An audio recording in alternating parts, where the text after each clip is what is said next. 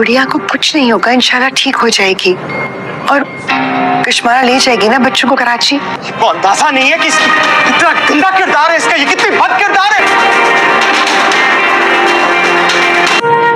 सामने है, मैं चाहती हूँ कि क्या चाहती हो तुम?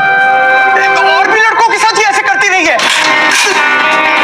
ड्रामे के अगले एपिसोड में आप लोग देखेंगे कि फिजा को सरफराज की हकीकत के बारे में पता चल जाता है और जैसे ही सरफराज को इस बात का पता चलता है कि फिजा को पता लग गया कि दुआ को वर्गलाने वाला और घर से भगाने वाला उसका शौहर है, तो वहाँ से दुम दबाकर भाग जाता है। फिजा अपने माँ बाप और दुआ के साथ अपने ससुराल पहुंच जाती है। वहाँ पे जाके अपने ससुराल वालों को इकट्ठा कर लेती है और कहती है और अपने ससुर को बताती है कि मेरी बहन को बदनाम करने वाला और घर से निकलवाने वाला आप ही का बेटा है और इसने मेरी जिंदगी भी जीरन कर रखी थी। एक दिन भी मुझे इसने सुकून का सांस नहीं लेने दिया। उसका ससुर सरफराज को बुलाता है तो सरफराज बजाय अपना कसूर मानने के वो बाप को कहता है कि ये लड़की झूठ बोल रही है और इसकी बहन भी झूठ बोल रही है, आप मुझ पे एतबार करें। इसकी बहन के तो नहीं बल्कि कई लड़कों के साथ ताल्लुकात है, ये मुझ पे इल्जाम लगा रही है। जब वो ये बात कर रहा होता है तो ऊपर से नौशेरवान जाफर और अपने गार्ड्स के साथ आ जाता है। नौशेरवान जब सरफराज के मुंह से ये बात सुनता है कि वो दुआ के बारे में बात कर रहा है और उसके किरदार पर उंगली उठा रहा है तो वो अपनी बंदूक अपने गार्ड से ले लेता है और उसे कहता है कि खबरदार अगर तुमने दुआ के बारे में एक भी लफ्ज और कहा तो ये सारी गोलियां मैं तुम्हारे सीने में उतार दूंगा। सरफराज उसका ये धमकी सुनकर डर जाता है और नौशेरवान को भी पता चल जाता है कि दुआ सरफराज में कोई इंटरेस्ट नहीं रखती बल्कि वो तो अपनी बहन फिजा की वजह से खामोश थे, उसे बर्दाश्त कर रही थी। नौशेरवान दुआ को हौसला देता है और उसे कहता है कि तुम्हें परेशान होने की जरूरत नहीं, इसे डरावना ख्वाब समझकर भूल जाओ। तो दुआ उसे कहती है कि मैं ये कैसे भूल सकती हूँ कि मेरी माजी की गलती सरफराज की शक्ल में मेरे सामने आ जाएगी, मैं सुकून से नहीं बैठ सकती, मैं बहुत परेशान हूँ। दुआ की बेचैनी देख के नौशेरवान दुआ से कहता है कि तुम क्या चाहती हो। दुआ नौशेरवान से कहती है कि मैं चाहती हूँ कि सरफराज सिसक सिसक कर मरे। इस बात पर नौशेरवान दुआ से कहेगा कि जैसा तुम चाहती हो वैसा ही होगा। वो इंसान कदमों में गिरकर तुमसे माफी मांगेगा और अपनी जिंदगी के लिए तड़पेगा। दूसरी जानिब आप देखेंगे कि खिजर को जब इस बात का पता चलता है कि फिजा की बहन को बदनाम करने वाला सुंबल का भाई है तो सुंबल को कहता है कि अगर मुझे पता चलता कि तुम्हारा भाई राक्षस सिर्फ